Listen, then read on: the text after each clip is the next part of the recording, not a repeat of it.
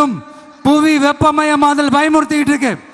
அதனுடைய ரிசல்ட் தான் ஒவ்வொரு வருஷமும் இந்த மழை காலத்துல வெள்ளத்துல சென்னை சிட்டி எப்படி தத்தளிச்சுக்கிட்டு இருக்கிறது நம்ம பார்க்கிறோம். இப்போ ரீசன்ட் டைம்ல எடுத்த ஒரு அறிவியல் ஆய்வுல இப்படி ஒவ்வொரு வருஷம் சென்னையில வர ஃப்ளட்டுக்கு காரணமே இங்க இந்த சுற்றுவட்டார பகுதியில் இருக்கிற சதுப்பு நிலங்களை நீர்நிலைகளை அழிச்சது தான் சொல்லுது. இப்படி ஒரு சூழல் இருக்கும் போது 90% ஆஃப் விவசாய நிலங்கள் 90% ஆஃப் நீர்நிலைகளை அழிச்சு இங்க இந்த பரந்தூர் விமான நிலையத்தை கொண்டு வரணும்னு எடுக்கிற அந்த முடிவை எந்த அரசா இருந்தாலும் அது மக்கள் விரோத அரசா தான் இருக்க முடியும்.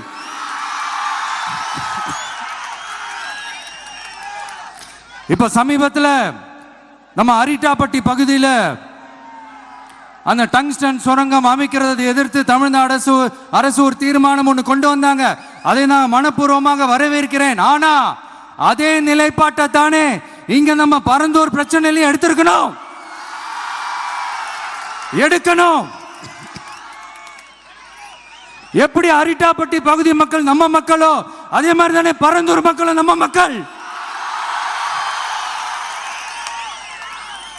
அப்படித்தானே ஒரு அரசாங்கம் யோசிக்கணும். ஆனா அப்படி செய்யலையே. ஏன் செய்யல?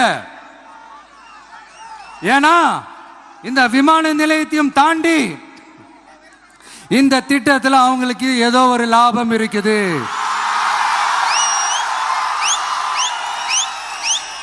அத நம்ம மக்கள் தெளிவா புரிஞ்சு வச்சிருக்கிறாங்க.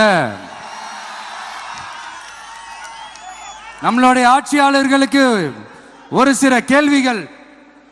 நீங்க எதிர்கட்சியா இருக்கும் போது 8 வழிச்சாலையை எதிர்த்தீங்க, அந்த காட்டுப்பள்ளி துறைமுகத்தை எடுத்தீங்க. அதே தானே இங்கேயும் அதே நிலைப்பாடு தானே இங்கேயும் எடுக்கணும். அது எப்படி நீங்க எதிர்கட்சியா இருக்கும் போது விவசாயிகளுக்கு ஆதரவு, ஆளுங்கட்சியா இருக்கும் போது விவசாயிகளுக்கு எதிர்ப்பா? இது எனக்கு புரியலையே.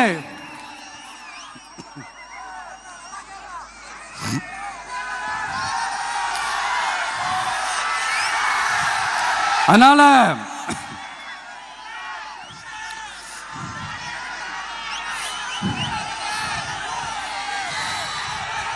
இனிமேலும் சொல்றேன்,